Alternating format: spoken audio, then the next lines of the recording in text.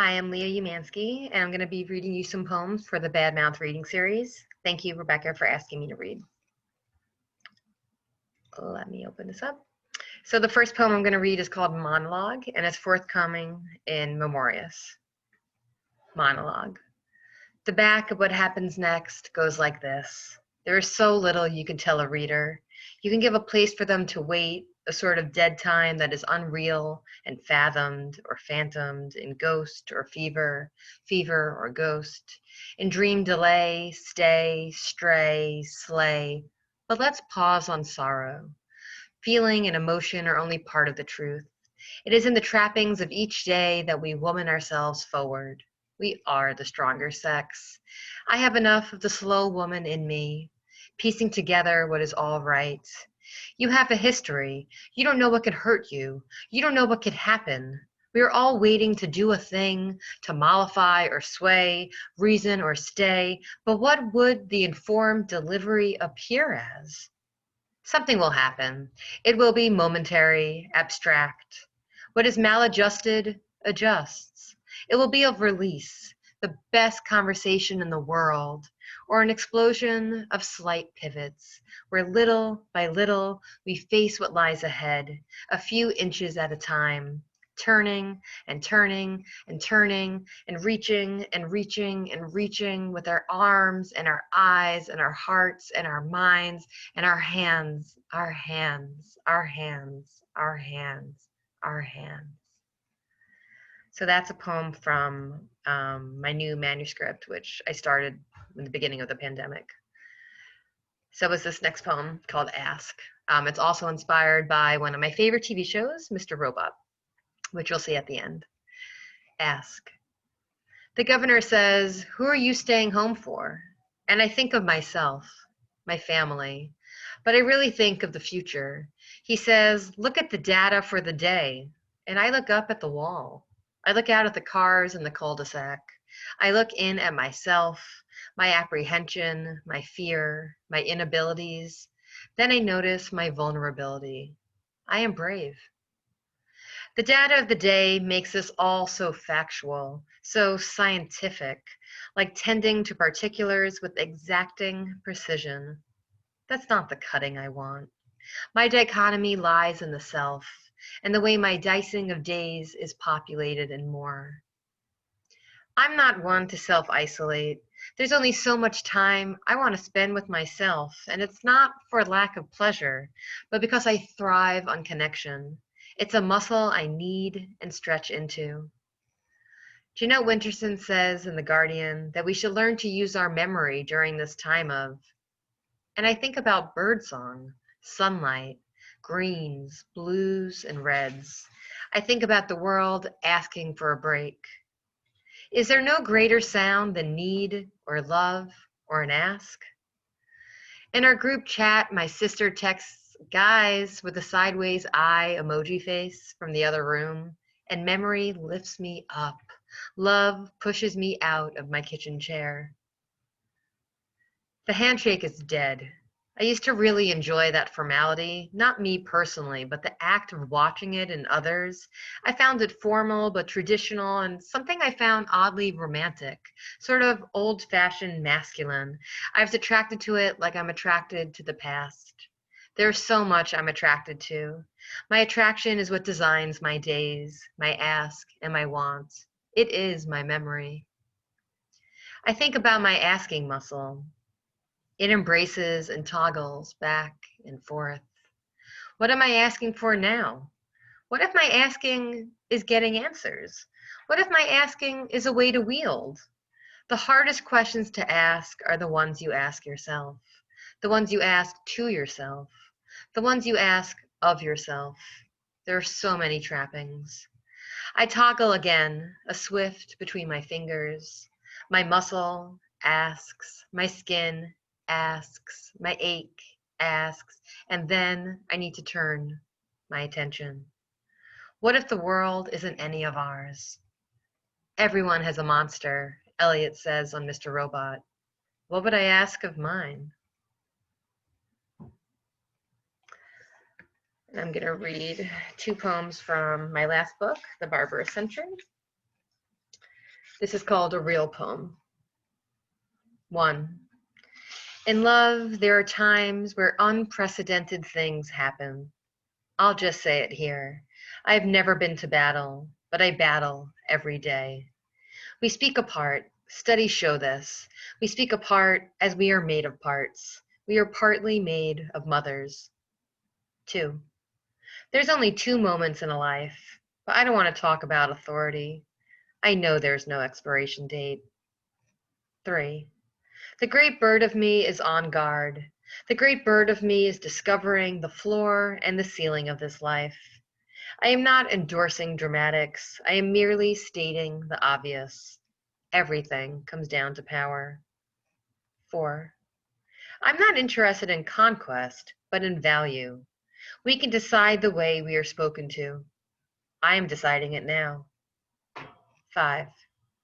I can hear hope everywhere. Poetry is lonely times, but poetry is also language and also social. It is about personhood. I choose sound. It is a way to enter. It is a way. And I'll read one more from here. This is the poem called Truth.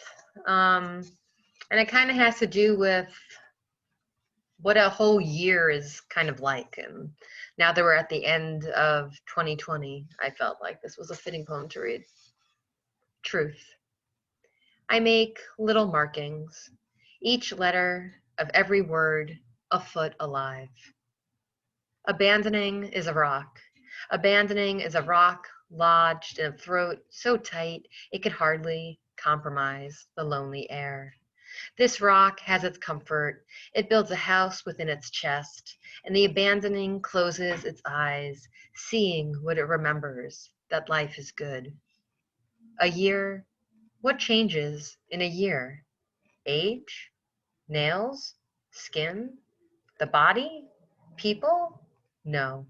A year is a gathering.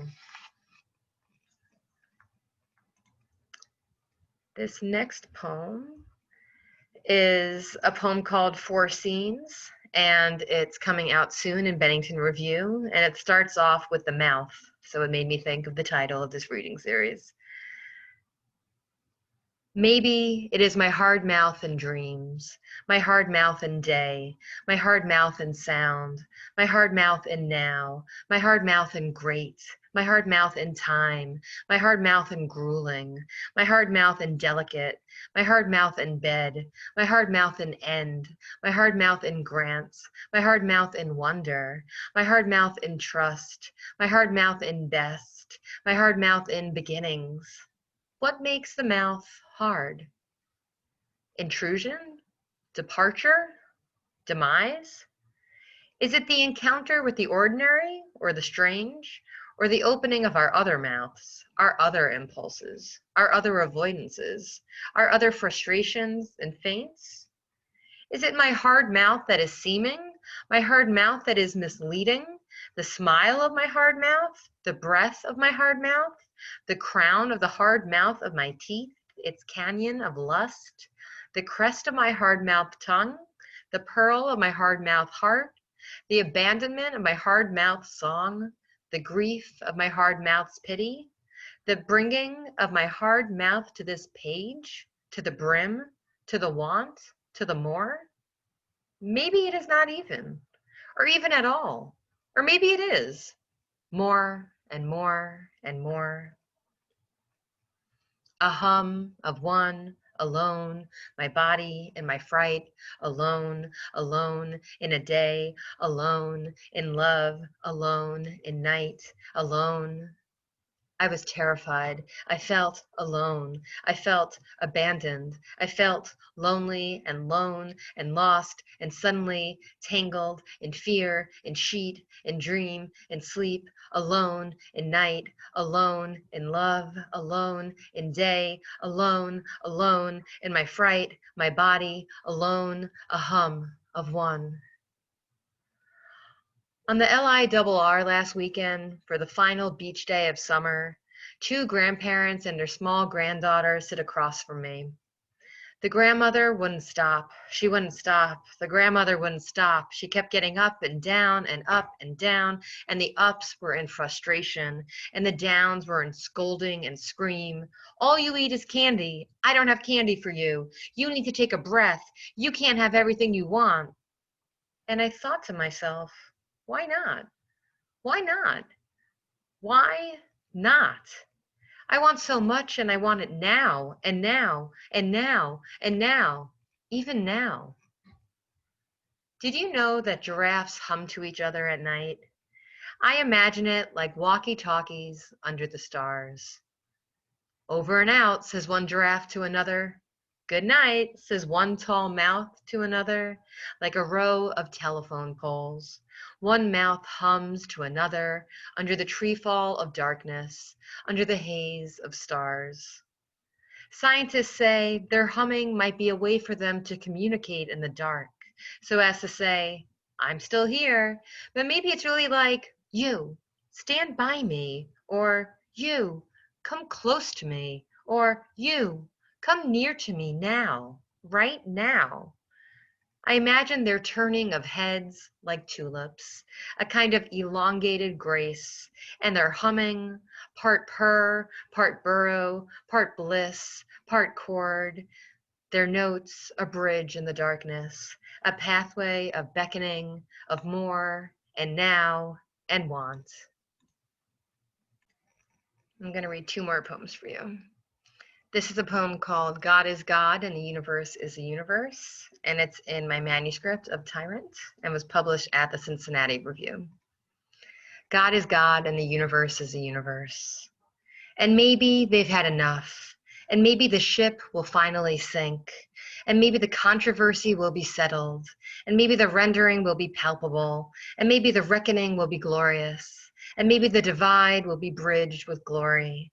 And maybe the flashes will be fragments, and maybe the center will not hold, and maybe the thrill of what follows will be just that, thrilling. And maybe I will see through the darkness, and maybe I will come before the remembering and see the truth. And maybe I will imagine the very heart of this moment and not feel pain. And maybe I will make a case for jealousy, that it was mine all this time. And maybe I will see my limitations as a mirror in search for a face. And maybe I will recognize the swallowing of strength. And maybe I will have intentions I didn't know I had. And maybe I will search the model I hold for splinters and cracks. And maybe my predictions were wrong. And maybe my practice didn't thin. And maybe I will have had enough. And maybe I will erase what has plagued me. And maybe the reckoning will be deafening. And maybe I will rise up and see with these eyes that want, and these eyes that hold, and these eyes that carry, and these eyes that cast, and these eyes that glare. And maybe I will see with these eyes that this country is good, that people are good. And I'm going to end with the title poem for my manuscript of Tyrants. This was published in the special election issue at Glass Poetry. And here's to a new year of Tyrants. And there's an epigraph: we are made to persist. That is how we know who we are. A fortune cookie. 1. I fetch the rage. 2. I fetch the rage in chaos, in the heel of this butchering, in the squeezing of the heart, listening or not to his word, to his garbage, is all lies. I won't. 3. He is an open fire. 4. The anger unsettles, the heart turns to cowering, to foul, to flight, into air, into glass, blasts us all into slick, into sick, into darkness. 5. Who needs loyalty when all is pounded into fatigue? I cannot reiterate this enough. The past isn't dead. Embrace these rough edges, the corrosive doors, the tipping of lies, the tangle of webs or thorns or tweets. I can't. 6. Jimmy Kimmel says, it is like someone has opened a window to hell. I can't sink this rage. It stills itself into flame. I can't watch the news anymore. I can barely stay positive. Not now, not now, not now. He can't make me say, never. Never you mind. The rise to rage is not of fury, but of tyrants, of tyrants. 7. I will turn. I will turn my gaze away from the flames. I will turn my gaze upward, skybound and wide. 8. Gather, gather your good. Gather your good appetite. Gather your filling. Gather your filling of hate. Thank you so much.